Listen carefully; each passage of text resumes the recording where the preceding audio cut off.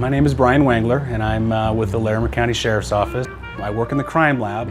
One of the things that I was tasked with doing was to find a better way of documenting our crime scenes in a way that will allow us to reproduce it later for the court, for the judge, the juries.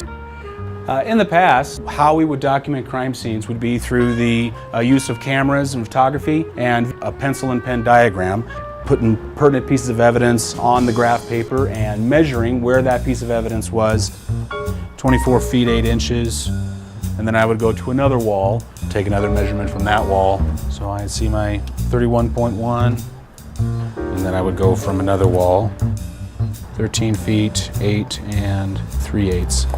Downside of that was that you only saw things in a two-dimensional surface. So what I have here is the FARO Focus 3D crime scene scanner.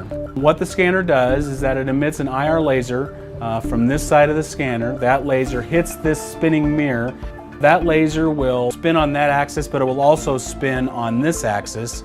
The laser can then map everything that it sees and essentially show the entire scene in 3D. The scan size total is over 11 million points compared to just the 1 point that I would get using the single laser. In addition to the laser points, it's also doing photography, and it overlays the scan points over the top of the photography. I can move around so I can see things from different aspects.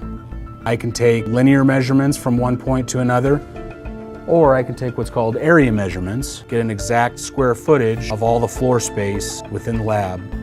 If it's something that we forgot to take a measurement at the scene, with the data, I can do that. What the scanner allows me to do is establish trajectories of bullets much more accurately than I may have done in the past.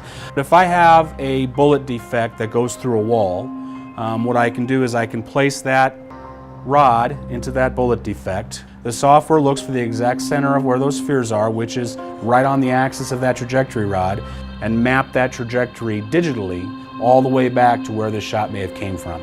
This allows us much greater accuracy and much more simplicity. There are programs out there that allow us to do animations. What you're seeing is actually two different scans. One scan of the scene itself and then a second scan that I did of the suspect vehicle. And what we're trying to show in this case is the similarities between the front end damage of the vehicle and where it lines up with the gate. I appreciate the fact that I was nominated and eventually selected for a recipient of the Innovation Award. I just love doing the scans. A great opportunity to be able to do what I do day after day.